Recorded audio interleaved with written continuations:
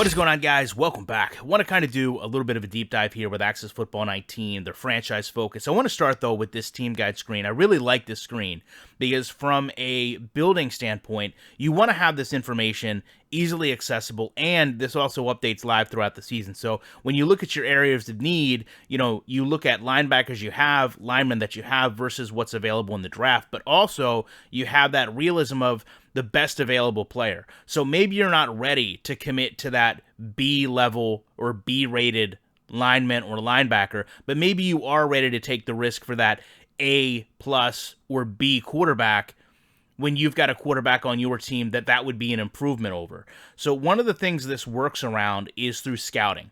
So if your team is good enough, not in-game microtransactions, but if you have the funds, you can purchase a scouting report, and it helps narrow down where you need to look for the players that you need. So if you didn't have this report, you can look in Northeast and Central for a linebacker and not have good success.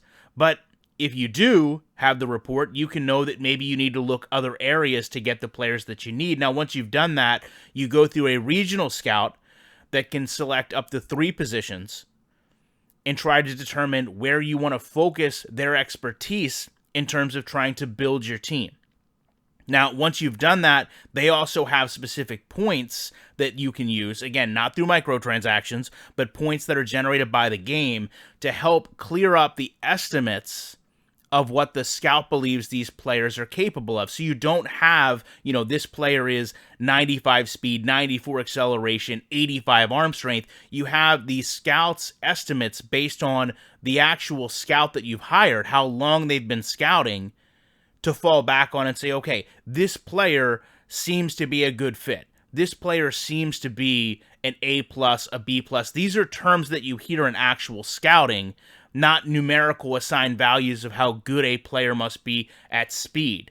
As you spend those points, the estimates can actually change, and the scout's perception of the player can get more clear. But again, you're looking at something that's very limited in terms of only having 4 scouts per region, only having so many points, and you're still only getting the estimates of how good that player has done. So from there, it gives you a really good general idea of the players that you're looking at in terms of trying to build your team. That, to be fair, not all games always replicate in the best way. And I really like kind of that not totally clear picture. I like having that ability to go in and say, okay, I am really going to reach and draft a quarterback. I am really going to reach and draft a player that I maybe don't have all the information on, or I have enough where I feel comfortable picking him ahead of maybe where I should because I trust what my scouting department looked at, or I trust where I looked to get this player is going to result in me getting someone that's capable of being a starter. And I think that's what lends itself to a replayability, and that's what lends itself to a deep franchise mode. Having those options, having those screens, and having information that you can use in terms of team building, and not every game does that to the best of their ability, I think. I think sometimes you can get caught up in load screens. Sometimes you get overwhelmed by information, 16 pages of things that maybe don't always give you the total picture that you need, when all you're really looking to do is click a button and draft a player. Love to know what you guys think about this. Appreciate you checking it out. I will be back in the week with more commentary.